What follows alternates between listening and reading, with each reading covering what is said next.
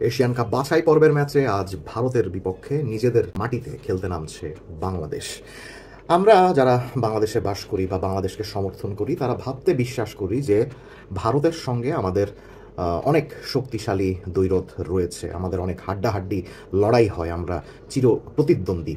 ফুটবলের ক্ষেত্রে এককালে খুব সম্ভবত এমন একটা সময় ছিল যখন বাংলাদেশ ভারতের সঙ্গে টেক্কা দিত, কিন্তু আমরা যদি সাম্প্রতিক ইতিহাস দেখি সেখানে আসলে আমরা যতই গলাবাজি করে বলি না কেন ভারতকে বাংলাদেশের চির প্রতিদ্বন্দ্বী বলা যায় না। এ পর্যন্ত বাংলাদেশ ভারত ফুটবলের মাঠে মুখোমুখি হয়েছে 29 বার, যেখানে ভারতের জয় 13 বার, ড্র হয়েছে 13টি ম্যাচ, বাকি থাকে 3 ম্যাচ।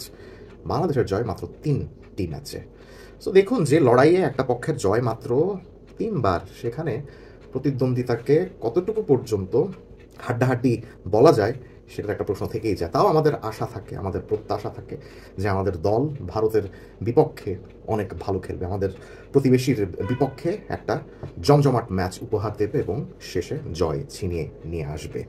সো সেই আশা থেকেই আজকেও আমরা বাংলাদেশের ম্যাচ দেখতে বসবো ভারতের এগেনস্টে, এবং সেই আশা থেকেই আমরা এক্সপেক্ট করব যে আমরা যে একাদশ পছন্দ করি মনে মনে সেই একাদশটাই যেন ভারতের এগেনস্টে মাঠে নামে। আমিও তার ব্যতিক্রম নই, যেটার প্রমাণ এই ভিডিওতে আমি এক্সপ্লেন করবো এমন একটা একাদশের ব্যাপারে যে একাদশটা যেন ভারতের এগেনস্টে নামে, এটাই আমি এক্সপেক্ট করবো। যদি আমি জানি আমার এই একাদশ মাঠে নামবে না, তাও নিজের দেশের ভালোবাসা থেকে যেহেতু ম্যাচটা দেখছি, কিছু একটা প্রত্যাশা থেকেই যায়, সেই প্রত্যাশা থেকেই আজকের এই ভিডিও। বাংলাদেশের একাদশে বেশ অনেক সমস্যাই রয়েছে আমরা জানি, কিন্তু এই সকল সমস্যার মধ্যে সবচেয়ে বড় সমস্যা আমার কাছে যেটা মনে হয় সেটা হলো একটা স্ট্রাইকারের অনুপস্থিতি। নাম্বার 9 বলুন বা ফক্স ইন দ্য বক্স বলুন বা ক্লিনিক্যাল ফিনিশার বলুন, আমরা গত কয়েক বছর ধরেই এরকম একটা কার্যকরী স্ট্রাইকারের অভাবে ভুগছি, যে কারণে উইঙ্গারদেরকেই ফলস নাইনের ভূমিকাতে মাঝখানে নিয়ে এসে খেলানো হয়। ইন্ডিয়ার এগেনস্টে এই ধারার ব্যত্যয় ঘটবে না। ইন্ডিয়ার এগেনস্টে আমরা ধরে নিচ্ছি কোনো নাম্বার 9 ছাড়াই বাংলাদেশ মাঠে নামবে।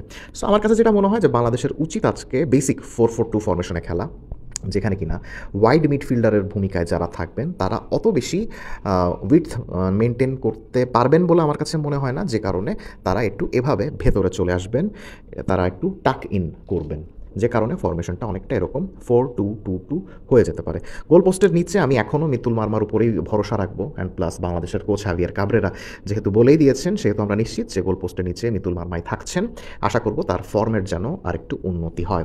রাইট ব্যাকের ভূমিকায় আমি আস্থা রাখবো তাজউদ্দিনের উপরে, যদিও আমি এখনও ঠিক শিওর নই তার ফিটনেসের ব্যাপারে, কিন্তু আমি চাচ্ছি তাজউদ্দিন যেন খেলে। ইন কেস তাজউদ্দিন যদি না খেলে তাহলে আমি এই পজিশনে চাইবো শাকিল আহাদ তপুকে।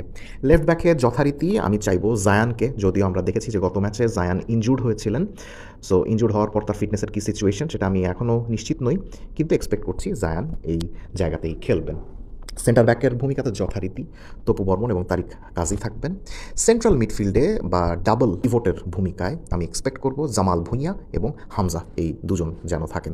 তাদের সামনে ওয়াইড মিডফিল্ডার বলুন বা সেন্ট্রাল অ্যাটাকিং মিডফিল্ডার বলুন বা রাইট সেন্ট্রাল মিডফিল্ডার এবং লেফট সেন্ট্রাল মিডফিল্ডার বলুন, এই দুটি ভূমিকাতে আমি চাইব সমিত সোম এবং কিউবা মিচেলকে, এবং সবার ওপরে দুজন ফরওয়ার্ডের জায়গায় শেখ মোরসালিন এবং রাকিব হোসেন। এখন এই একাদশের সবচেয়ে বড় সমস্যা যেটা, যথারীতি কোনো নাম্বার 9 নেই।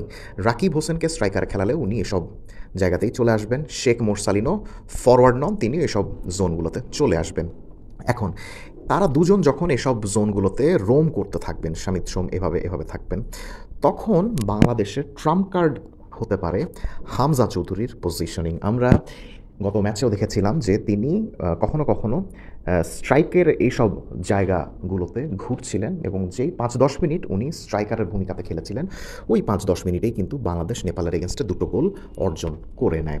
ফরমেশনটা এভাবেই কাজ করবে যে হামজা যেন তার ক্লোজ প্রক্সিমিটিতে সমিত সোম, কিউবা মিচেল, রাকিব, মোরসালিন এদেরকে পান, তাহলে উনি একটা জামালকে পেছনে রেখে উনি একটা বক্স টু বক্স মিডফিল্ডারের ভূমিকা পালন করতে পারবেন এবং যখন তখন বক্স ক্রাশ করতে পারবেন।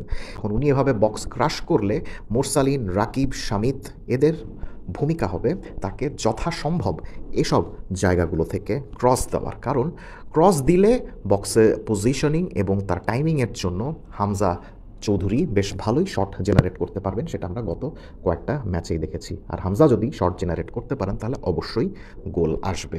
সো ফরমেশন মোটামুটি এরকমই থাকবে আশা করি।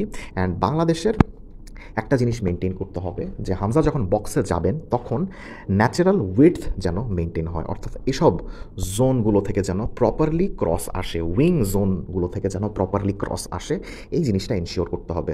বাম দিক থেকে জায়ান হোক বা মুরসালিন হোক, ডান দিক থেকে রাকিব হোক বা তাজ হোক বা শামিদ সোম হোক, যেই হোক না কেন, যেই সাইড লাইনে থাকবেন তাকে নিশ্চিত করতে হবে 1 ভার্সেস 1 সিচুয়েশনগুলোতে প্রতিপক্ষকে বিট করে বক্সে ক্রস ফেলার জন্য। কারণ বক্সে ক্রস ফেললে সেখানে যদি হামজা থাকে তাহলে অবশ্যই গোল করার কিছু কিছু সুযোগ সৃষ্টি হবেই। সো আমার দৃষ্টিতে মোটামুটি বাংলাদেশের জন্য আদর্শ একাদশ এটাই, যদিও আমি জানি এই একাদশের অনেকেই খেলবেন না। যথারীতি 2 সোহেল রানা খেলবেন, যথারীতি সাদউদ্দিন খেলবেন, যথারীতি ফয়সাল আহমেদ ফাহিম খেলবেন। সো আশা করছি না যে এই একাদশ বাংলাদেশ মাঠে নিয়ে নামবে। যদি করে অসাধারণ, যদি না করে সেটাই স্বাভাবিক, তাহলেও আক্ষেপ একটু থেকেই যাবে। কমেন্ট সেকশনে জানিয়ে দিবেন বাংলাদেশের একাদশ নিয়ে কী ভাবছেন।